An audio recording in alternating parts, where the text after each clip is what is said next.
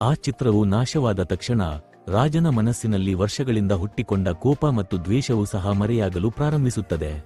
ಮೊದಲ ಬಾರಿಗೆ ಅವನ ಹೃದಯದಲ್ಲಿ ವಿಚಿತ್ರವಾದ ಶಾಂತಿಯನ್ನು ಅನುಭವಿಸುತ್ತಾನೆ. ಅವನು ತನ್ನ ವಿಶ್ವಾಸದ್ರೋಹಿ ಹೆಂಡತಿಯ ನೆನಪುಗಳ ಕತ್ತಲೆಯಿಂದ ಹೊರಬಂದು ಸುದ್ಶಿನಾಳ ಪ್ರೀತಿ ಮತ್ತು ಸತ್ಯದ ಬೆಳಕಿಗೆ ಬರುತ್ತಾನೆ. ರಾಜ ವಿಕ್ರಲ್ ಸಿಂಗ್ ತನ್ನ ತಪ್ಪನ್ನು ಅರಿತು ಕಣ್ಣೀರು ಸುರಿಸುತ್ತಾ ಸುದೀನಾ ಮುಂದೆ ತಲೆಬಾಗುತ್ತಾನೆ.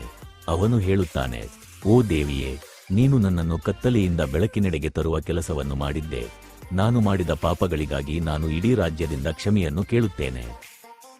ಇದರ ನಂತರ ರಾಜನು ಇನ್ನು ಮುಂದೆ ಯಾವುದೇ ಮಹಿಳೆಗೆ ಅನ್ಯಾಯವಾಗುವುದಿಲ್ಲ ಎಂದು ಘೋಷಿಸುತ್ತಾನೆ.